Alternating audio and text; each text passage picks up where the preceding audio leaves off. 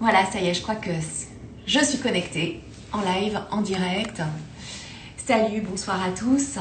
Et ce soir, je suis ravie, super enchantée d'accueillir à la maison Nathalie Ozmery qui va nous parler de ces petites fleurs magiques qu'on appelle les fleurs de Bach. Alors peut-être que vous connaissez ces fleurs, peut-être que vous les avez déjà consommées. En tout cas, on a beaucoup de choses à apprendre sur elles. Et Nathalie va arriver dans un instant. Je vois sa demande. Clac. En parler. À vos questions.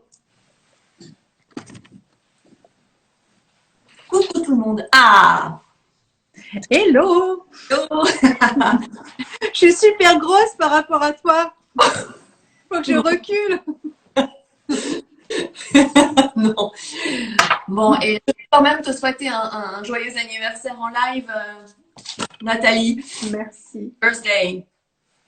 Merci beaucoup. Est-ce que tu m'entends bien? Ouais, super. Ouais, ça va, super. J'espère que tu as passé une merveilleuse journée.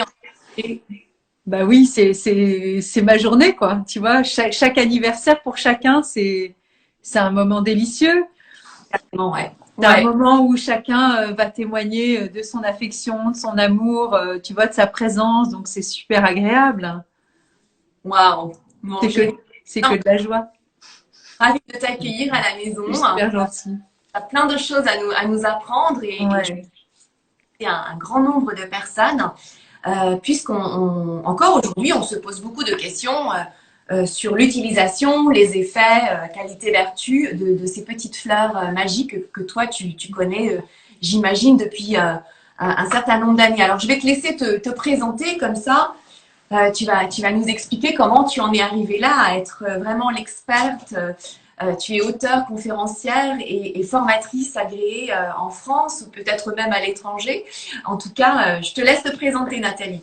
Ouais, c'est Welcome. super gentil. Déjà, je voudrais te remercier, Fabienne, pour ton accueil, parce que c'est toi qui es venue me chercher sur mon compte en me disant il faut absolument qu'on fasse Oui, un live ensemble. Donc oui, ça, c'est très gratifiant, je dois l'avouer, tu vois, de venir être cherché chez soi. C'est super agréable et très confortable. Donc déjà, merci. avec plaisir, hein, avec plaisir. Et du coup, tu me diras après, toi, si tu as utilisé des fleurs Ouais. et comment tu en as entendu parler, parce que je suis très curieuse.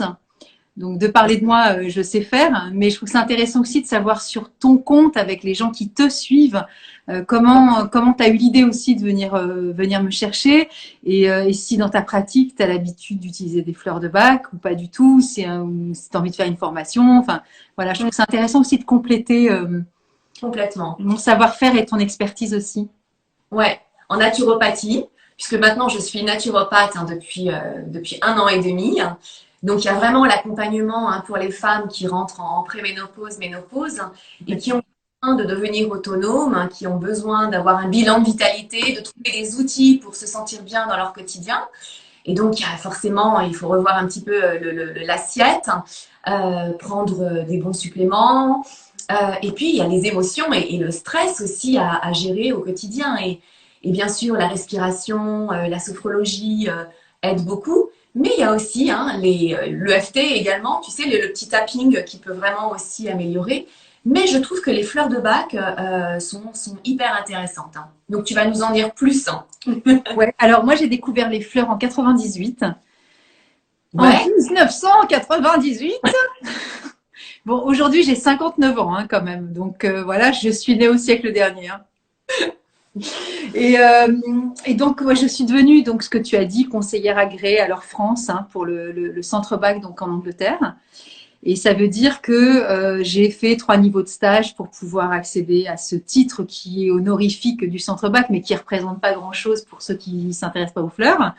Et, euh, et donc, je suis par ailleurs aussi formatrice pour le centre bac. Ça veut dire que je suis maintenant enseignante pour ces fameux 3 niveaux de stage. Donc, tu vois, j'ai une expertise qui est assez complète, on va dire, de mon expérience personnelle en tant que femme qui a découvert, voilà, en 98, j'avais, je ne sais pas compter, mais dans les par là. ouais. Voilà. Et puis après, et puis voilà, à l'aube de mes 40 ans, j'ai commencé à devenir conseillère agréée fleur de bac. Et puis j'enseigne depuis 2016.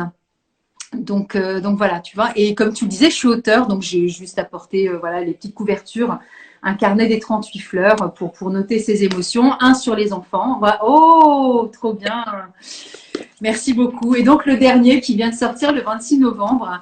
Ouais. Voilà, c'est très chouette. Bah écoute, tu me diras ce que tu en penses parce que c'est très agréable aussi d'avoir un retour live sur ton travail parce que moi, ce que je fais, une fois que c'est donné, ça m'appartient plus, tu vois. Bien sûr. Et puis voilà, donc c'est toujours extrêmement touchant d'avoir un retour dans le concret aussi, comment on utilise le livre. Ouais. J'ai des amies qui sont conseillères agréées fleurs de bac qui l'utilisent aussi elles-mêmes quand elles font des ateliers ou tu vois pour enrichir leurs connaissances. Et donc ça s'appelle le guide visuel, ça veut dire que tu as un petit peu la base de tout en fait. Et dans mon carnet, c'est plus un espace d'écriture personnelle où tu vas noter tes propres émotions, tu vois.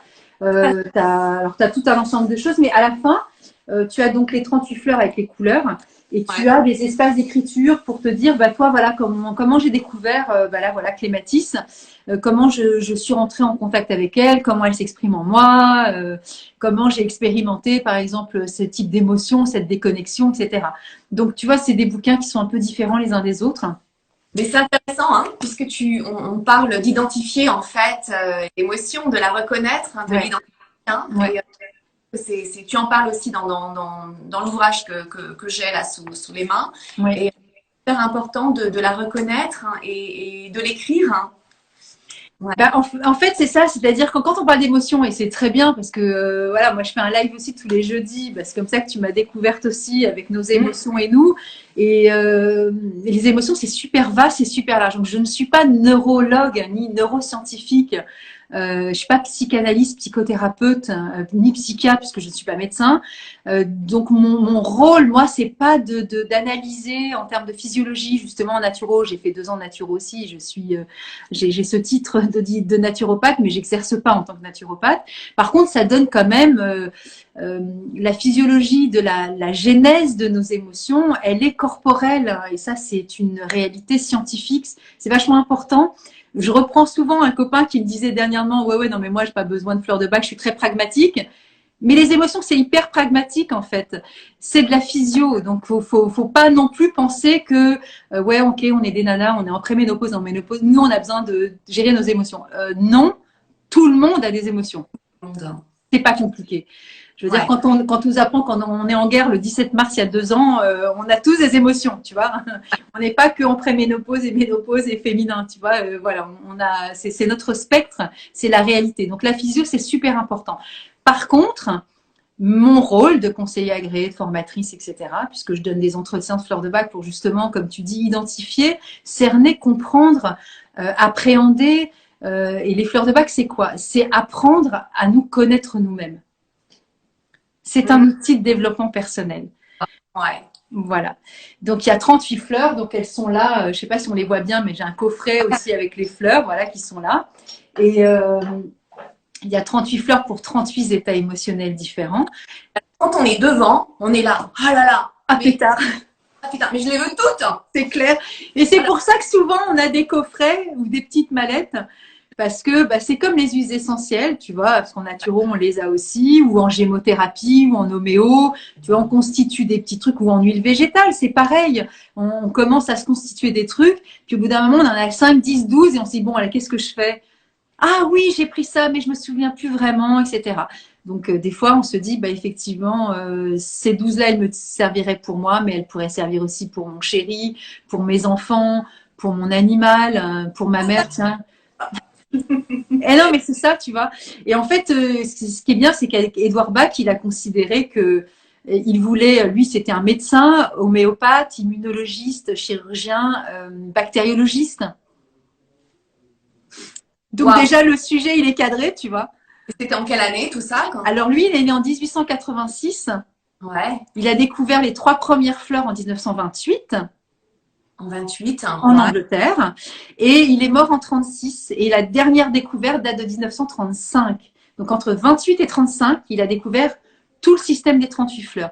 Mais il est passé par toute la médecine au préalable et il a voulu abandonner la médecine allopathique traditionnelle parce que justement, il trouvait que c'était trop intrusif, ça générait des effets indésirables, que les débuts des médicaments, dans les années 20-30, commençaient à y avoir des effets délétères sur les organes, et c'est ce qu'il avait en cabinet.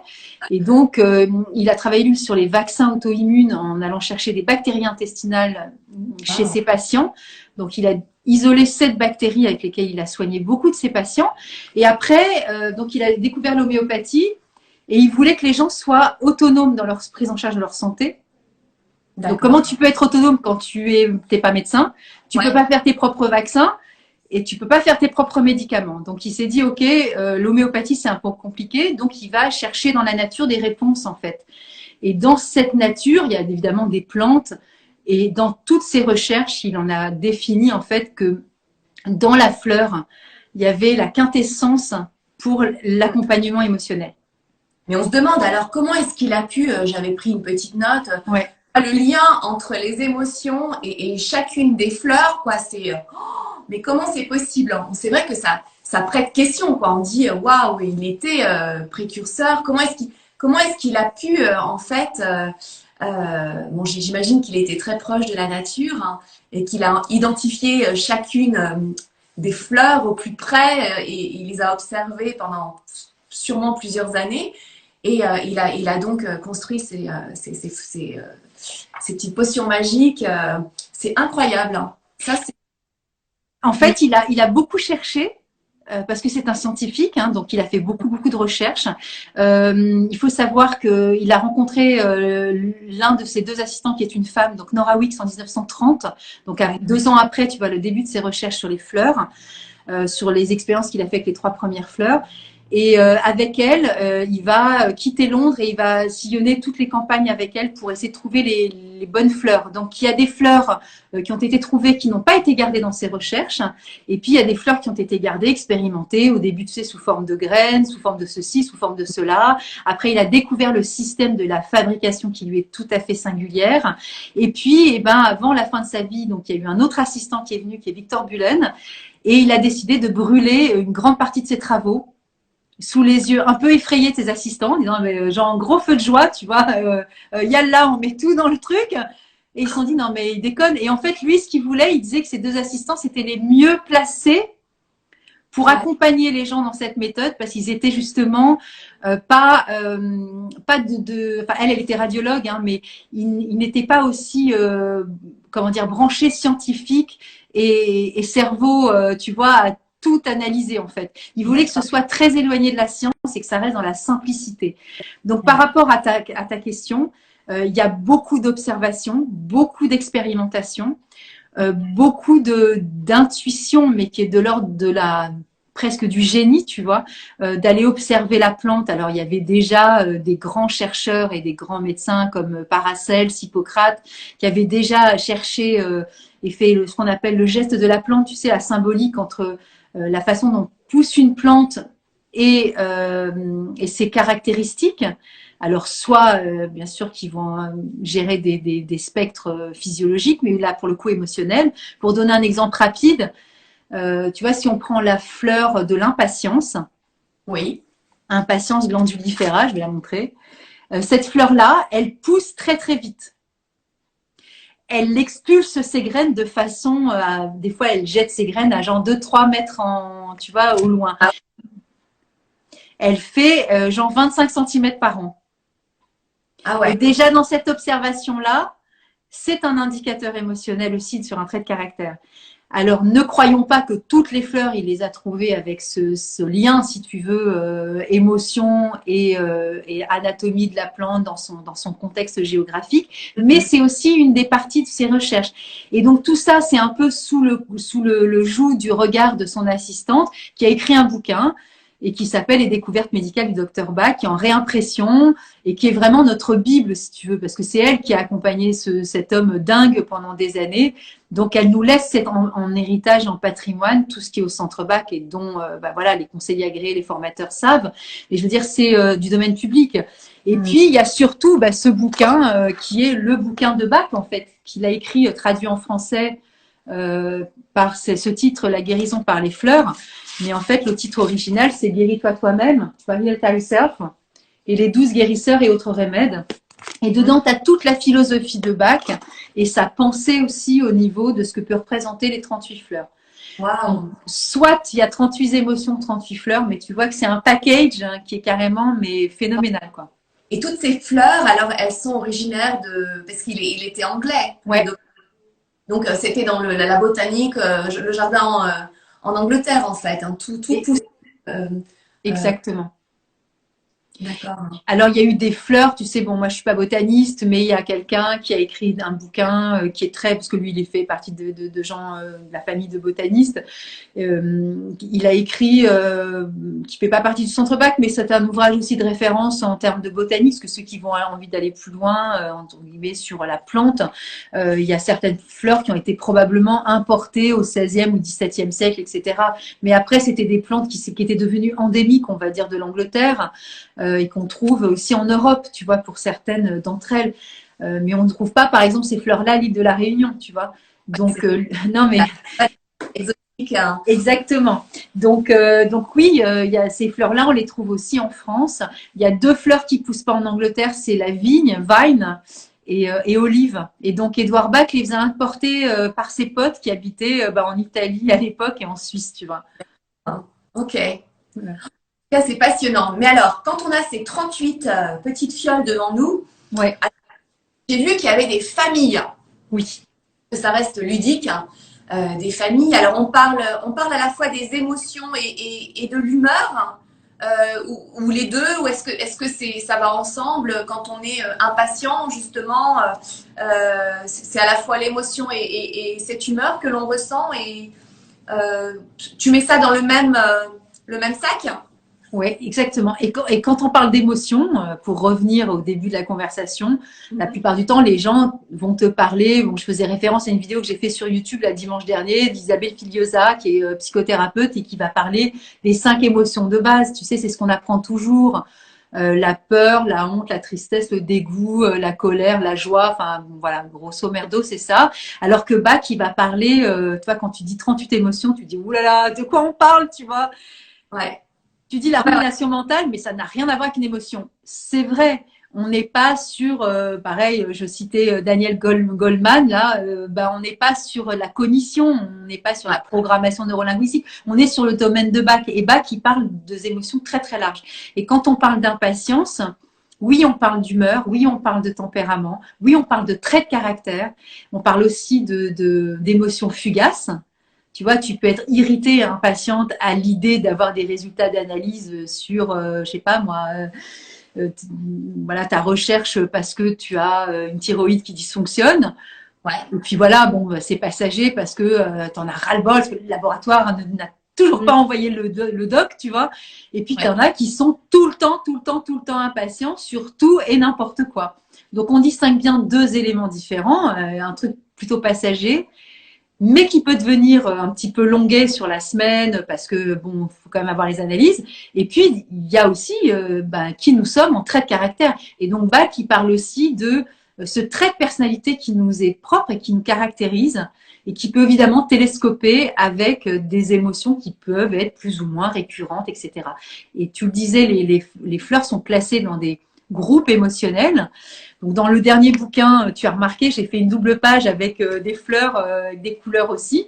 Les couleurs, elles viennent aussi de ce que Bach avait fait sur la roue des émotions. Il avait fait un espèce de dessin avec des couleurs. J'essaie de retrouver pour la montrer, mais ce qui est intéressant, c'est de se dire que de toute façon, quelle que soit la famille dans laquelle on va choper notre émotion, il n'y a pas de... Elles sont toutes miscibles entre elles. Tu vois, tu peux toutes les mélanger. Et que ce soit la famille de l'impatience, que quand tu as fait ta story, tu as marqué la solitude, l'incertitude, hein, oui. C'est des groupes émotionnels. Ouais. Exactement. Par contre, on peut chercher tout ce qu'on veut là où on veut. On n'est pas obligé de se baser sur un seul groupe pour prendre des fleurs. Voilà. Donc, je n'arrive pas à trouver, mais c'est pas très grave. On en revient à nos hormones féminines, passées les 40-45 ans, là où c'est la tempête, la tornade émotionnelle. Ça part un peu dans tous les sens, surtout quand on a cette chute des oestrogènes et de la progestérone d'abord, hein, puisqu'on se retrouve en hyper-œstrogénie avant qu'il y ait carrément plus d'œstrogènes dans le corps. Et là, c'est une deuxième crise d'adolescence, c'est un syndrome prémenstruel multiplié par 10, c'est une sorte, oui, c'est ce qu'on appelle la crise de la quarantaine. Et ça part, mais feu d'artifice en live partout et on n'arrive plus à gérer du tout ses émotions. Hein. La préménopause est quand même quelque chose de très très compliqué. Après, ça s'apaise, mais toute la phase avant l'arrêt du cycle, waouh, c'est copieux. Hein. Donc on est, enfin moi je me souviens, hein, j'en parle parce que j'étais vraiment très je dirais impulsive, impatiente, j'engueulais tout le monde à la maison mais aussi dehors. Je contrôlais plus mes émotions, c'est-à-dire que même si c'était un film drôle à la télé, je me mettais à pleurer. Enfin, ça partait mais partout. Et je pense que les fleurs de bac peuvent aider les femmes qui traversent ces bouleversements hormonaux d'abord en préménopause et puis bien sûr après. Mais c'est tellement le chamboulement pendant cette période que je suis sûre que on peut facilement choisir une, deux, trois fleurs, faire son petit check-up, son petit shot et le consommer plusieurs fois dans la journée. Alors après, je me dis, il y a de l'alcool, il y a un petit peu d'alcool dedans quand même. Hein. C'est du cognac, j'imagine, c'est une base de cognac ou Ouais. de... Hein, c'est ça. Et on me dit, mais oui, mais tu bois de l'alcool toute la journée alors? Oui, alors je vais te montrer parce qu'on peut aussi prendre sans. Enfin, tu vois, on peut limiter les effets de l'alcool aussi. Voilà. Je vais montrer la double page. Tu vois, on la voit bien là, tu vois, avec toutes les Ouais. fleurs, donc les 38 fleurs avec les groupes émotionnels et les couleurs. Et du coup, alors tu parles de ton expérience, Fabienne, mais alors moi, je suis hors les clous parce que je n'ai pas du tout, mais rien, tu vois. Je n'ai eu aucun symptôme de préménopause et de ménopause. Et ça, c'est dingue. Alors, ça veut dire que tu as consommé toutes les fleurs de bac pendant cette période? Bah, j'en ai tellement prise avant, tu vois, que mon corps a dit bon, ça va, tu vois, on va lui foutre la paix, quoi. Non, mais c'est dingue, mais c'est la réalité aussi de ce que j'ai vécu, tu vois. Donc, comme je suis aussi dans cette libération de l'expression de qui je suis, tu vois. Il n'y a pas de refoulement chez moi sur n'importe quel type d'émotion. Je m'octroie le droit de vivre de la colère, de l'impatience, du pétage de plomb. C'est comme ça. Donc peut-être que tu vois, il y a peut-être aussi comme tu dis, cette forme de préadolescence, de verrou qui se déverrouille peut-être, ou de permissivité à se libérer de qui vraiment on est. Alors ça dépend de la préménopause. Hein. Il y en a qui le vivent à 35 ans. Je ne sais pas quel était ton âge au moment où ça s'est produit. Moi, j'ai dit 42. 42. Écoute, moi, j'ai été ménopausée il n'y a pas si longtemps que ça et j'ai 59 ans. Je pense que c'était plutôt vers les 50, 51 ans, voire même un peu plus parce que le jour où j'étais voir ma gynéco qui m'a dit non, non, mais attends, Nathalie, si tu as eu tes règles il y a 3 mois, t'es pas ménopausée. Je lui dis, mais tu déconnes quand même. Elle m'a dit, bah non, c'est 2 ans sans règles. Et là, je me suis dit, ah ouais, d'accord. Donc, c'est arrivé super tard chez moi. Et du coup, bah, si j'ai un petit tips à donner, c'est prenez des fleurs de bac maintenant. Donc, comme ça ira peut-être mieux après. Et puis, de toute façon, l'équilibre émotionnel, c'est propre à chacun. Il y a aussi, tu vois, des constitutions aussi physiologiques. On n'est pas tous du tout dotés du même patrimoine, donc on va pas vivre de la même façon. J'ai le souvenir, moi, d'un pharmacien chez qui j'allais donner du conseil, tu vois, en fleurs de bac, qui m'avait alpagué, tu sais, genre, Nathalie, faites un truc pour moi. Je me réveille en pleine nuit, trempée, je change mes draps, ça me rend dingue, j'en peux plus, je sais plus quoi faire, mais elle était désespérée. C'est pas le cas de toutes les femmes non plus. Non, Donc, non. on est d'accord, on entend. Je dis pas tout et son contraire, mais je veux pas non plus affoler celle qui nous Non, a. non, non. Tu vois. Bon, il y a 20% de femmes qui n'ont aucun signe. Hein. C'est quand même... Exactement. Je peux quand même le dire. Mais ce qui veut pas dire que moi j'ai eu des bouffées de chaleur, par exemple, mais qui étaient ça s'est produit peut-être, si je te dis 12 fois, mais c'était des petites vaguelettes et je les accompagnais, tu vois, je me disais, oh, c'est trop marrant, j'ai chaud. Et tu vois, ça redescendait tout seul. Et je me suis pas non plus offusquée. Et quand je l'ai pris, j'ai pris aussi avec les fleurs de bac quand c'était nécessaire. Mais donc, je vais te donner des fleurs, évidemment, parce que c'est un peu le sujet de la soirée, mais il fallait quand même poser un peu les choses. Ouais, bien sûr, hein, bien Et ce que sûr. je trouve intéressant, au-delà du fait que je donne quelques tips sur des fleurs, c'est surtout de redire aussi que les fleurs de bac, elles ne traitent pas la ménopause, ni la préménopause. Parce qu'évidemment, si on a besoin d'être accompagné sur le plan alimentaire, tu vois, même Oui, psychologique, il y a des médecins dont c'est le job, tu vois, ou des psychologues, psychiatres, psychanalystes, diététiciens, micronut et compagnie. Tout ça, ouais, c'est OK. Hein. Je suis ouais, pas en train de dire, attention, il y a que les fleurs de bac parce que c'est pas le sujet. bien sûr. Et les fleurs de bac ne traitent pas de physiologie. Donc déjà, Mm. c'est calé, c'est posé. Par contre, dans le cadre de la préménopause et ménopause, que l'on fasse toute cette batterie de choses nécessaires au corps, ok, voilà, de l'acupuncture, de l'ostéopathie, comme tu dis, de l'EFT, tous ces outils sont fabuleux. Mais de la couture, je sais pas, du jardinage et aller voir ses potes aussi, c'est vachement bien. Hein. Non mais bon, voilà.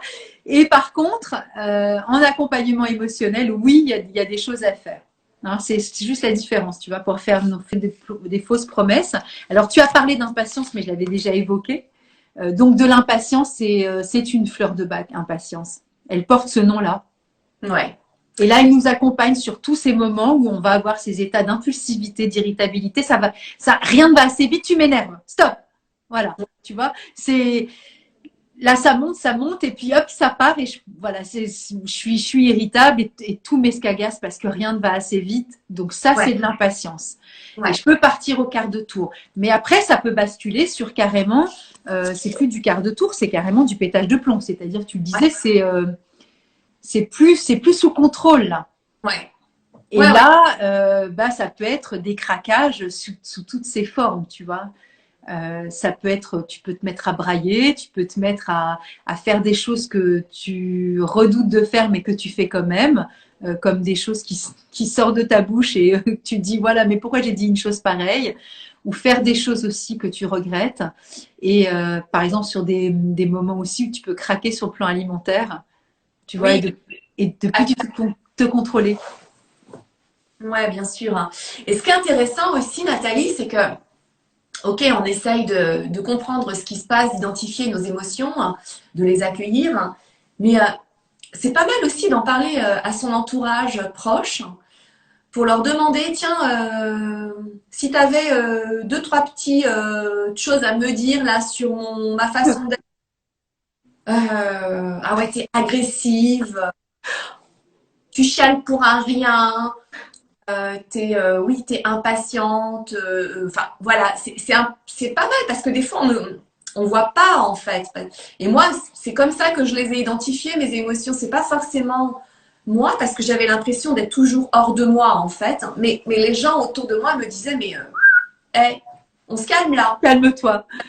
Je ne reconnais pas du tout, c'est pas toi là. Qu'est-ce qui se passe? Alors Fabienne, tu es quelqu'un de merveilleux et je suis ravie d'être avec toi ce soir parce que moi, dans mon tempérament, moi, j'aurais pas eu cette humilité, cette sagesse aussi, tu vois, ce recul. Je pense qu'il aurait fallu que je prenne du rescue avant de poser ce genre de questions. Ouais, Parce que quand moi-même je suis pas bien ou je suis irritable ou déjà je m'insupporte personnellement, je vois pas comment je pourrais supporter que quelqu'un vienne me dire quoi que ce soit sur mon comportement alors que je gère pas déjà moi mon seuil de tu vois d'auto-acceptation de qui ouais. je suis. Donc déjà tu vois on n'est pas pareil toutes les deux. Euh, Mais moi, je trouve on m'envoyait des signaux d'alarme rouges autour de moi et on me disait ouh là là là là là. Et après, je me disais, mais oui, attends, il faut que, voilà, il faut que je me reprenne. D'habitude, je suis pas comme ça. Mais je suis d'accord avec toi. Je suis d'accord avec toi. Le fait, des fois, mais même sans demander, l'autre va te montrer dans son visage, on voit bien l'expression non verbale du comportement de la personne qui va se mettre en retrait en disant oh là là, je vais pas venir la chercher, je sens que j'ai dit un truc qu'il fallait pas. Ouais, Tu vois, ou avec les collègues, ou avec les compagnons, les gens qui vivent chez nous, nos enfants, nos ados, peu importe. Déjà, il y a des signaux d'alarme qui disent merde, j'ai peut-être pas été très cool là. Donc déjà, tu n'as pas forcément besoin de dire alors chérie, je suis insupportable en ce moment. Tu vois, c'est pas toujours comme ça que ça se passe, mais les personnes, même si elles font pas de communication non violente, et tu vois, elles se mettent tout de suite en retrait en disant, oh là là, tu sais, c'est comme quand tu es un peu hérisson porc-épic Oui. et tu sors tout ce qu'il y a à sortir et on se dit, bon, je vais lui foutre la paix, j'ai compris, là, c'est pas le moment. Mm. Sans pour être désagréable comme les collègues du type masculin d'une certaine génération qui vont dire, ah bah non, c'est normal, elle a ses règles aujourd'hui, tu Ouais. vois. Ouais. Ou alors, bah, c'est normal, tu as vu l'âge qu'elle a, elle est en préménopause. Non, on ne parle pas comme ça aux femmes. Ouais. Mais c'est vrai qu'il faut des fois nous prendre avec des pincettes. Et ça, c'est, tu vois, au lit, l'agressivité, des fois la méchanceté qui peut sortir de nous. Olive. Au lit, Olive. H-O-2-L-Y. H-O-2-L-Y. Ok. Ouais. Ah. Et celle-ci, c'est toute la caractéristique de, tu sais, de ces comportements de non-amour qu'on peut avoir par moment, qui vont se manifester sous forme de, tu sais, de suspicion. Tu sais, quand tu es agressif, parce que tu présupposes ou tu prêtes des intentions à l'autre et donc tu vas l'agresser d'un coup. Pourquoi tu m'as parlé comme ça? Qu'est-ce que tu as? Ouais. Bon, ben, tu vois un peu Jean-Pierre Bacry dans ses bons moments, dans ses rôles fabuleux. Tu vois, alors que c'est une boule d'amour, t'as qu'une Oui. envie, c'est de le prendre dans les bras, mais là, il t'accueille avec la Kalachnikov, tu vois. Donc nous, dans ces moments-là, on est un peu pareil, tu vois. C'est putain, viens pas me faire chier, c'est pas le jour, quoi. Ouais. Complètement, ouais. Elle a Complètement. les yeux revolver. Donc ça, Oli, c'est une fleur qui va pacifier ces moments où tu vois, où on n'est pas dans cette capacité justement d'ouverture du cœur et j'allais dire, de transformation aussi de cette énergie qui, qui voudrait être dans la bienveillance, mais qui n'est pas dans la capacité. On n'a plus les outils là d'un seul coup. Donc impatience, on a vu Cherry Plum, on a vu Oli. Jusqu'à combien on peut utiliser les fleurs? Est-ce qu'il faut se limiter à 2, 3 ou est-ce qu'on peut en prendre, allez, 10? Non, alors je vais répondre aussi à ta question sur l'alcool en même temps. On peut prendre les fleurs de bac donc pures directement dans la bouche. C'est-à-dire que je prends ça et je mets… Ouais, exactement. Tu vois, par exemple, si je prends Oli. C'est mon petit… je le fais. Voilà, tu vois, tu as Oli, tu prends tes 2 gouttes dans la bouche, hein, exactement. Moi, j'ai gentiane. Eh ben, gentiane, c'est quand on est un petit peu découragé, quand on a tendance à se laisser glisser vers la négativité parce que les choses ne se passent pas comme on le voudrait et on a tendance à… Hein, je m'étais dit, tiens, on va voir ce que ça donne. Ouais. J'aime bien. Donc là, je viens d'en prendre 4 gouttes. Alors, c'est 2 gouttes des fleurs de bac. Hein. Les fleurs, ce sont toujours 2 gouttes. C'est le rescue qui est 4 gouttes. Ah, mais j'en prends beaucoup trop alors. C'est pas grave, tu gages des fleurs pour rien, mais du coup, tu vas les économiser, tu vois. 2 gouttes. Ok. Et alors, par rapport à l'alcool et par rapport à la quantité de fleurs, pour te répondre, c'est pas 10, mais c'est 7. C'est 6-7 fleurs au maximum dans un flacon en verre teinté ou alors pur dans la bouche si tu veux, ou dans une tisane, ou dans ta tasse de thé, ou dans un verre d'eau, ce que tu veux. Ou dans ton bain. Ou dans ton bain si tu as envie aussi. Ou sinon, si tu fais un traitement sur une longue durée, donc ça va durer 3 semaines, tu vas remplir de l'eau dans ton flacon, donc en verre teinté, une goutte, tu mets de l'eau dedans et tu vas mettre 2 gouttes de chacune des fleurs dont tu as besoin pour t'accompagner sur le moment. Ok. Voilà. Et de ce mélange-là, qui sera ton mélange personnel, comment dire, bien ficelé et bien ajusté à tes émotions actuelles, tu pourras prendre 4 gouttes 4 fois par jour. Et quand tu prends 2 gouttes pures ou 4 gouttes de ton traitement, on dit que c'est 4 fois par jour, quoi qu'il advienne, hein, entre le matin et le soir. Mais c'est le minimum. Ça veut dire que si toi ou moi, on se dit, bon, bah voilà, j'en ai pris ce matin au réveil, il est 11h, tiens, j'en reprends midi, j'ai envie d'en reprendre là tout à l'heure, midi, 14, 16, 18, 22, c'est OK. Il n'y a pas d'overdose avec les fleurs de bac. Tu fais ce que tu veux, en fait. C'est pas un médicament.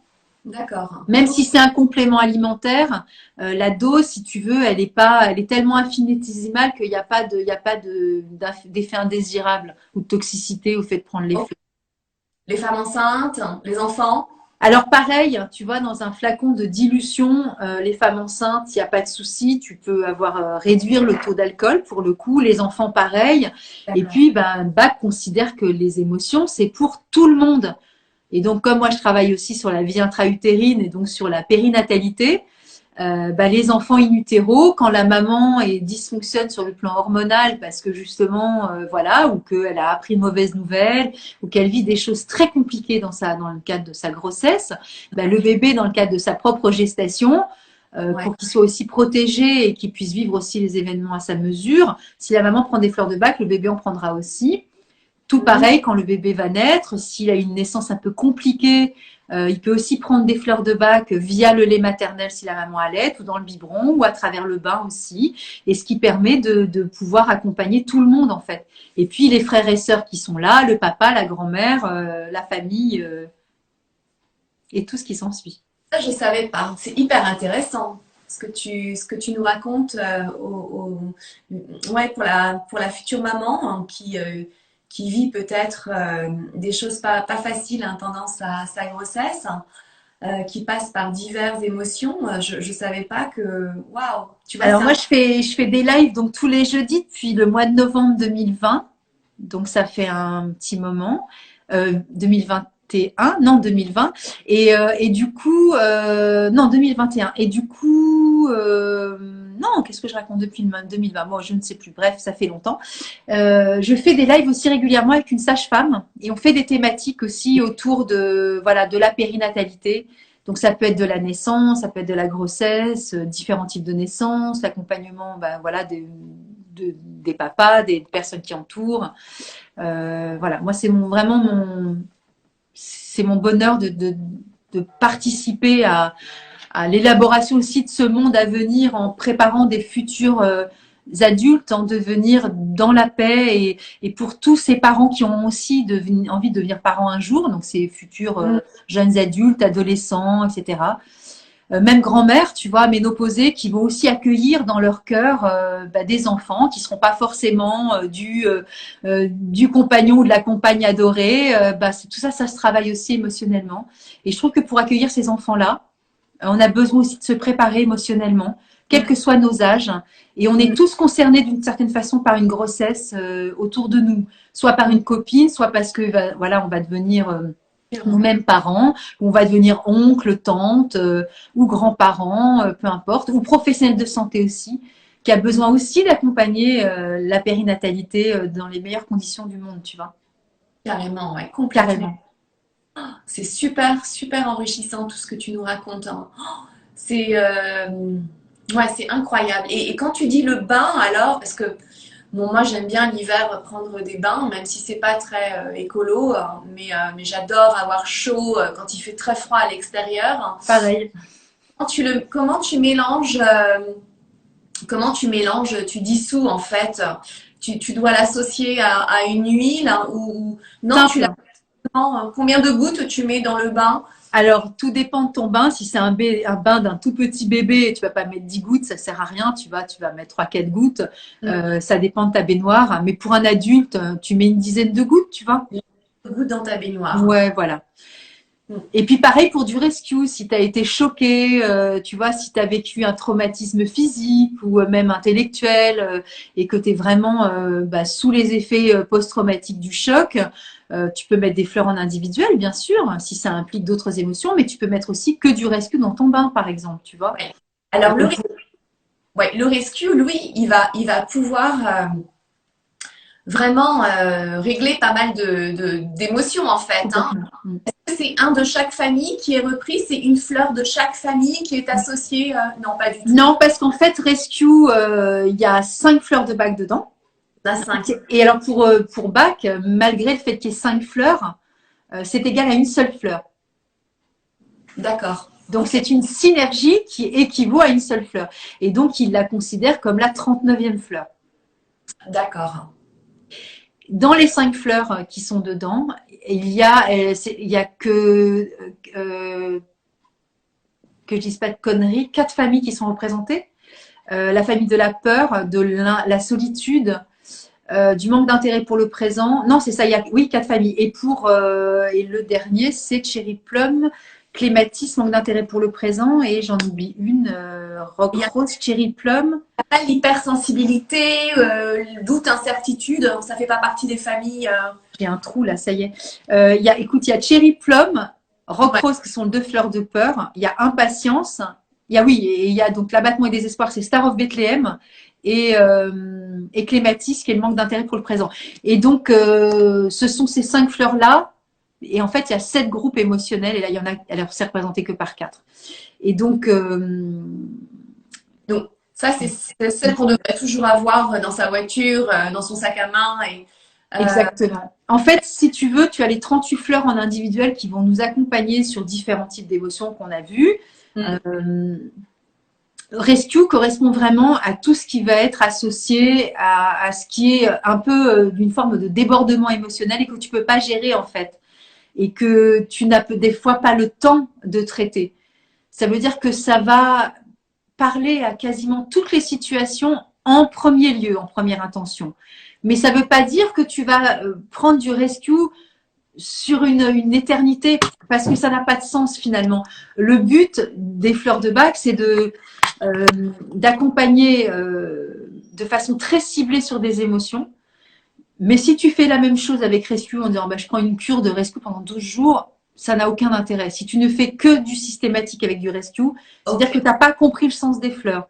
Tu vois, si par exemple tu me dis à chaque fois que ma fille ne rentre pas le soir et qu'elle m'envoie pas de texto, je prends du rescue. Bon, une fois ça va parce que c'était 2 heures du matin et que tu as entendu une bruit dans le garage, voilà, ok. Tu vois, tu as été réveillé en sursaut, tu as été choqué, tu prends du 4 gouttes, ok. Mais si tu es tout le temps inquiète pour ta fille ou pour ta mère ou pour ton chien et que tu prends tout le temps du rescue, c'est qu'il y a un problème. C'est que tu n'as pas compris que la fleur de bac qui s'associe à ça, c'est Red Chestnut. D'accord. Et pour le coup, tu passes à côté de l'information. Donc le but, c'est en première intention, quand tu n'as rien d'autre sur toi, ça fait déjà bien l'affaire, tu vois. Mais tu vas pas te caler tout le temps et te calibrer sur rescue parce que du coup, tu passes à côté de quelque chose qui pourrait t'aider à t'accompagner sur les émotions et à te sentir beaucoup plus en harmonie sur d'autres plans. Par exemple, moi, aujourd'hui, j'ai dû prendre ma voiture. Je suis pas une grande conductrice en fait, puisque j'ai vécu un petit peu à l'étranger et puis après j'étais en ville avec mon vélo. Et donc, je suis pas une grande conductrice. Mais là, aujourd'hui, j'ai dû prendre la voiture et aller à l'autre bout de Paris en prenant la voie rapide. Donc, je suis passée du sud de Paris au nord. Et j'étais... il m'a pris le périph'. J'ai pris le périph' intérieur, extérieur. Et avec les 4-5 voies. Et j'étais là, waouh. Et avant même d'y aller, je commençais à avoir, tu vois, cette petite appréhension. J'avais presque une préparation psychologique à faire avant de prendre le volant. Bon, allez. Et donc, rescue, dans ces cas-là, c'est parfait. Avant de prendre le départ. C'est une très bonne idée, c'est une très bonne intention parce que ça va te permettre de prendre la route avec beaucoup plus de sûreté, de confiance. Et parce que quand on n'est pas bien au volant, c'est là où on est fragilisé et on peut manquer de vigilance et justement provoquer des accidents. Parce que tu dois avoir les yeux derrière, devant, tu vois le mec qui est en train de déboîter. Tu vois le mec qui est là et qui veut rentrer et tu dis mais mon Dieu, j'ai pas de place, comment je vais le laisser passer? Le mec qui me colle au train. Et là-bas, ça freine. Mais là-bas, je peux pas, il y a un camion.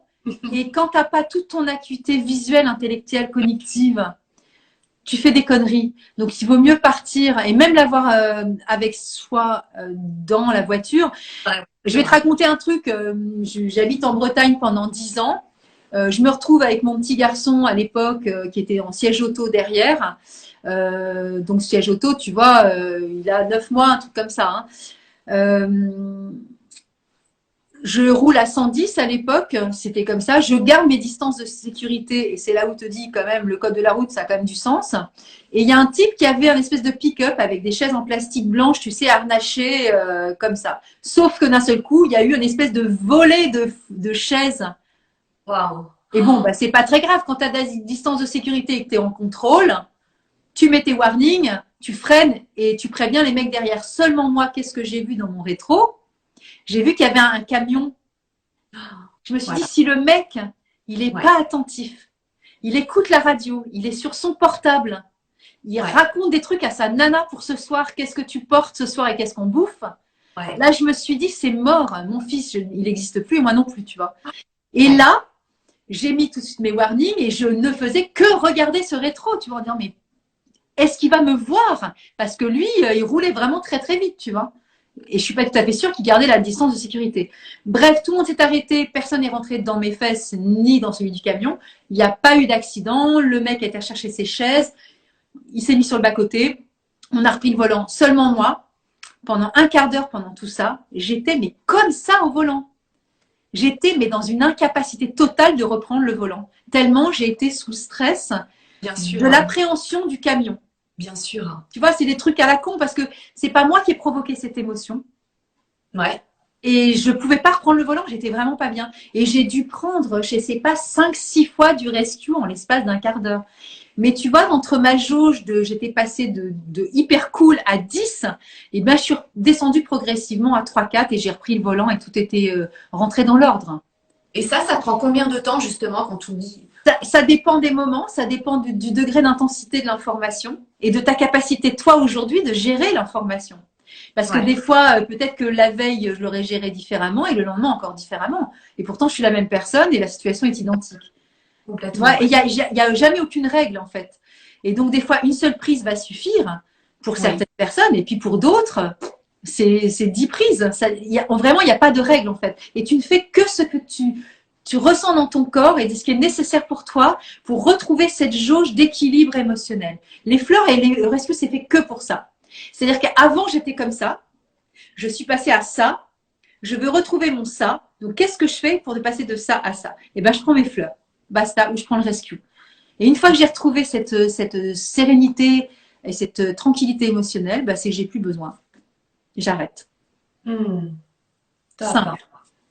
Waouh. C'est incroyable, hein. Et j'ai vu que deux, trois petits messages apparaissent. Ça existe sous forme de pastilles, de gomme. Il y a des gummies fleurs de bac maintenant. Alors, il y a la marque Nelson's, qui est la plus vieille marque, puisqu'elle fait les fleurs de Bach dans le jardin du docteur Bach. Et donc, tous les produits sont faits à base des fleurs qui viennent d'Angleterre. C'est elle qui a été la pionnière dans les différentes formes galéniques qu'on appelle, hein.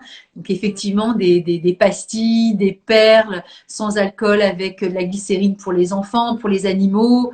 Voilà, tu as toutes formes de choses, spray, compte-gouttes, etc. Et j'ai vu qu'il y avait le Rescue en crème aussi que tu peux mettre Bah oui, sur la ta… base. Ça, c'est l'assistante de Bach qui a mis au point cette crème en 1960. Waouh. Donc, ce sont les 5 fleurs de Bach de base, plus une fleur supplémentaire qui est la fleur de l'acceptation de soi, qui est Crab Apple. Quand on a ce désir, tu sais, de retirer quelque chose qu'on trouve soit sale, soit dégoûtant, ou qu'on trouve et qu'on juge moche parce qu'on a l'impression que ça nous pollue, ou que c'est comme une forme de toxine chez nous. Donc, tu sais, tous nos petites rides, nos bourrelets, la cellulite, les vergetures, les cicatrices et tout ce que, voilà, tout ce qu'on adore. Et ben, c'est la fleur qu'on peut prendre, donc, Péros, hein, dans la bouche. Et puis, donc, Crab Apple, le pommier sauvage. Et ça va être une crème qu'on va pouvoir passer sur les endroits du corps ou du visage, tu vois, quand on a besoin d'être dans un état d'apaisement émotionnel.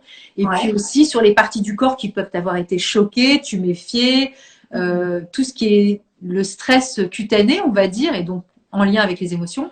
Et après, tu peux aussi l'appliquer sur le plexus solaire ou sur les, tu vois, sur les tempes, les poignets, tous les points d'acupression en fait. Et tu n'as pas besoin de le rester. Tu l'appliques hein, et ouais. Et par contre, tu vois, ceux qui utilisent les huiles essentielles, ben, c'est une super base. Elle est à base de, celle-ci, elle est à base de beurre de karité, de cire d'abeille. Et donc, voilà, elle est super filmogène, super agréable. Et quand on a, tu sais, des fois la ride du lion super tendue ou qu'on a l'impression que les fascias sont complètement, tu sais, complètement réprimés, bah, c'est vraiment une crème qui permet de se détendre et de nous apaiser. Voilà, on se sent mieux.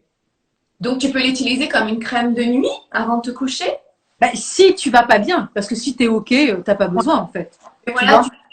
Et voilà, tu n'as pas passé une super journée, il y a beaucoup de stress, tu sens que tu vas avoir beaucoup de mal à t'endormir. Est-ce que tu en appliques vraiment sur tout le visage ou juste un petit peu au niveau. Tu peux le faire comme ça, tu peux le faire en réflexologie plantaire, tu vois. Et ça peut être, il y en a qui vont dire que ça va être ici. Quand je parle du plexus, tout le monde n'est pas concerné par le plexus, tu vois. Ça peut être même carrément au niveau de la gorge, si je sens, tu vois, une forme d'irritation. Après, tu l'appliques où tu veux finalement. C'est toi qui décides. Donc, Ah là là, c'est vrai que ça englobe tellement de choses. Alors n'hésitez pas si vous avez des petites questions par rapport à une émotion précise, Nathalie est là, donc voilà, profitez. exactement. Une personne qui doit s'exprimer devant un public, qui a le trac, qui dit mon Dieu, mon Dieu, mon Dieu, et qui sent que la respiration commence à être pas cool et qui se sent oppressée, opprimée, et est-ce qu'elle peut prendre un truc avant de faire son exposition, tu vois, sa conférence ou son séminaire ou son concert, est-ce que les stars prennent les fleurs de bac? Oh oui, beaucoup, beaucoup, ouais. Beaucoup et beaucoup de rescue, bien sûr. Tu sais, quand tu es en plateau, en direct, et que y a toujours des enjeux émotionnels super forts. Je sais pas, beaucoup de gens ont fait du théâtre, ça a été mon cas. C'est très jouissif parce que ça procure toutes les catécholamines, hein, toutes ces hormones qui vont nous doper.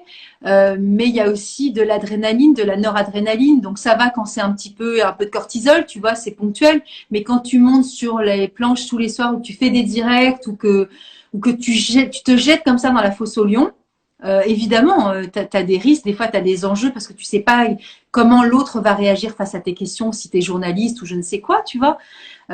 C'est très délicat en fait de s'exposer comme ça, même si ça paraît hyper fluide, ça ne l'est pas du tout pour un comédien, un musicien, enfin je veux dire tous ceux qui sont au spectacle, les gens qui font du cirque, de la représentation, des fois c'est la météo qui rentre en ligne de compte. Donc tout ça c'est super compliqué à gérer, tu vois. Et donc sans compter que tous ces artistes jouent la comédie, mais des fois, ils apprennent des nouvelles épouvantables comme la mort de leurs compagnons, de leurs enfants, et ils sont sur scène. Donc, ça ne les empêche pas de jouer. Au contraire, ils le disent, encore heureux que j'étais là sur scène ce soir-là parce que je me serais effondrée si j'avais pas pu le faire, tu vois. Donc, tu vois, il y a cet enjeu de notre métier. Mais il y a cet enjeu de qui nous sommes à travers aussi notre tempérament, nos vies privées. Donc évidemment, enfin, je veux dire, tout le monde a besoin de soutien. Et donc Rescue, c'est vraiment un truc que tout le monde a la plupart du temps. Alors du coup, pour revenir à ta question, Rescue, de toute façon, la base, on va dire.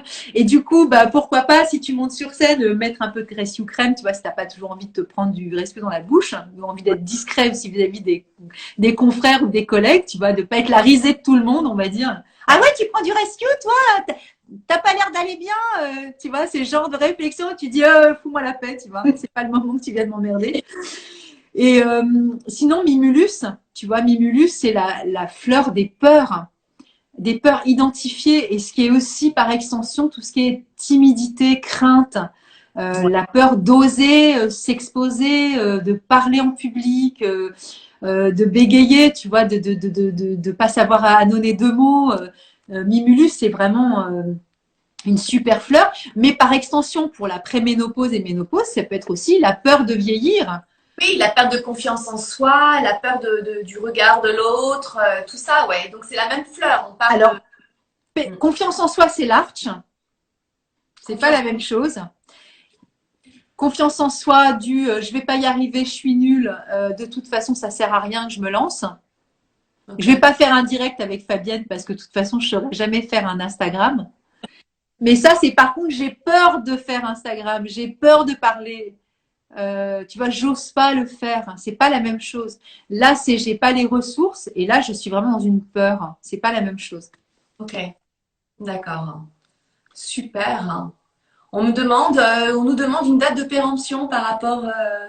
Alors, les fleurs de bac, alors les fleurs de chez Nelson, elles ont, mais comme tous les fabricants de fleurs de bac, là par exemple, tu vois, je vais te montrer, c'est mai 2022, tu vois, c'est écrit là.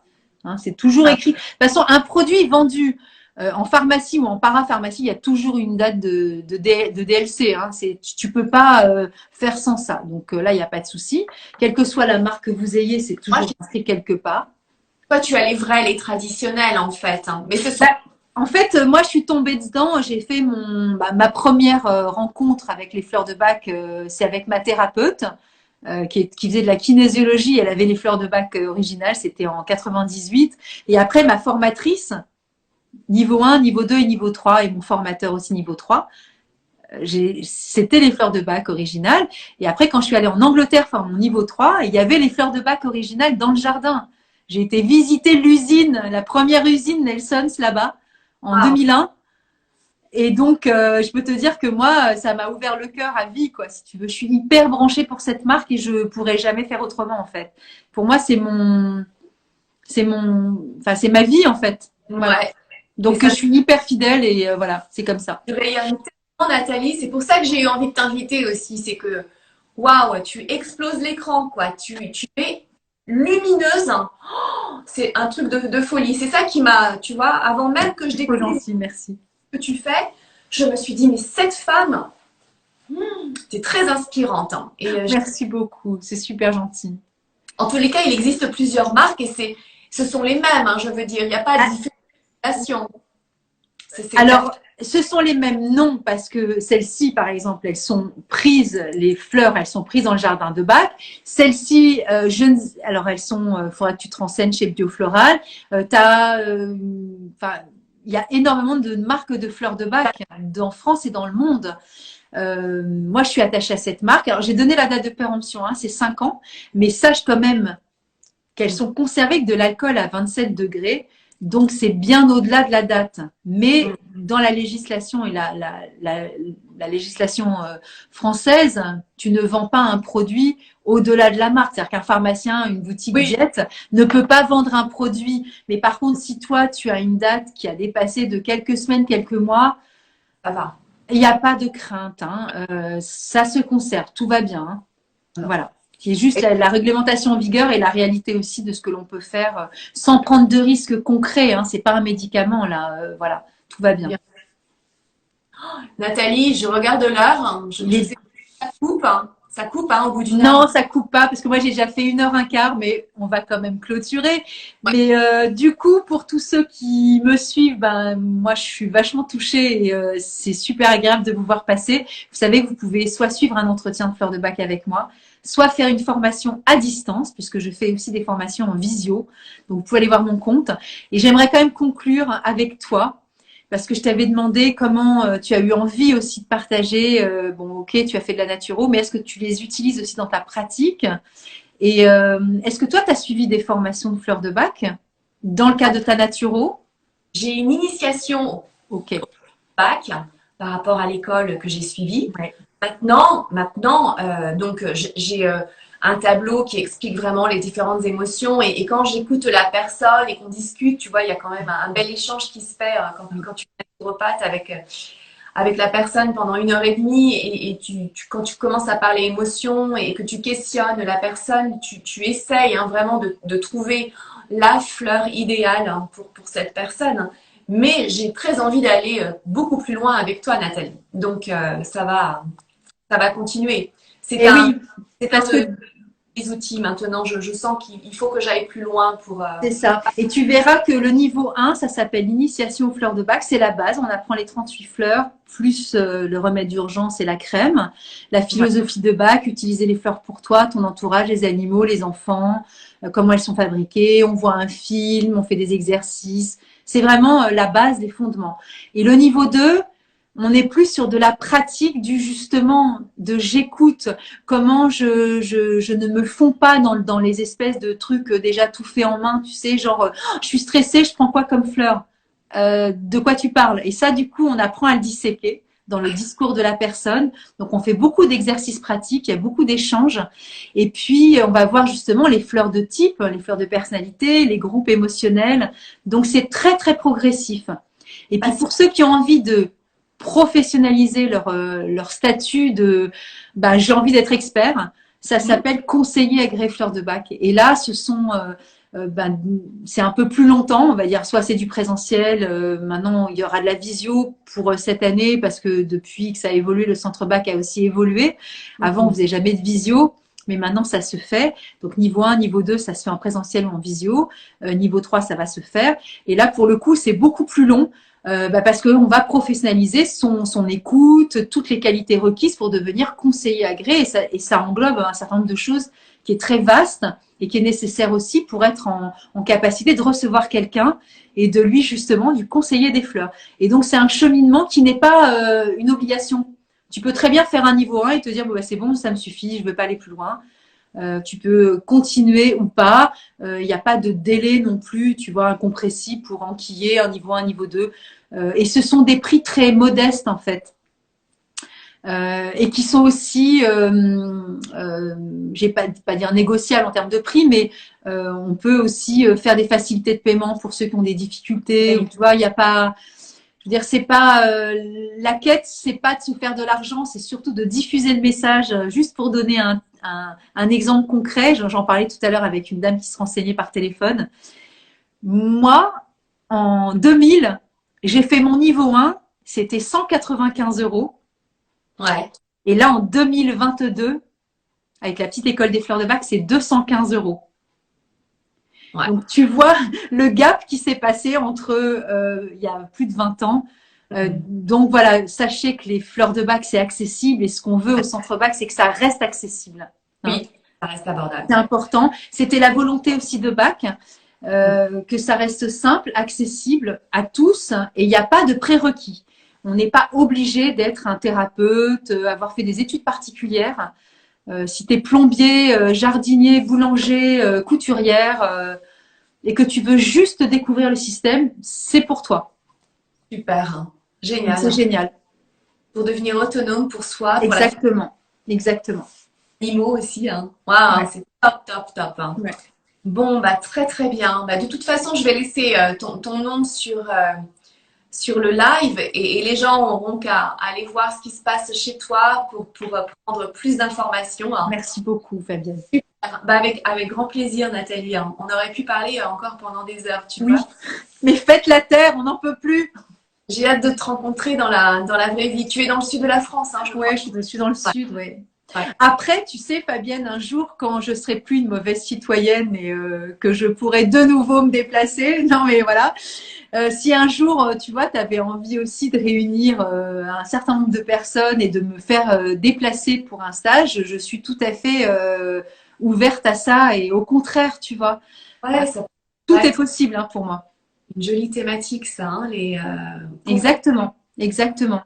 Et voilà. Mais je pense qu'on aura des choses à co-créer ensemble aussi, Fabienne, tu vois. Donc voilà. Avec joie. Bah, merci à toi, Nathalie. Merci beaucoup, Fabienne. À toutes les personnes qui sont passées. Merci à tous. Merci pour vos petits commentaires hein, à tous. Et puis, waouh, c'était génial. Hein. On veut tous être comme Nathalie avec des yeux lumineux, pétillants et plein de vie. Merci. Hein. Merci Et puis, beaucoup. c'est l'heure d'aller se coucher. Alors, bonne nuit à tout le monde. Hein. Je vous embrasse. Hein. À bientôt. Bye. Merci. Au revoir, Fabienne. Ciao. Bye. Ciao.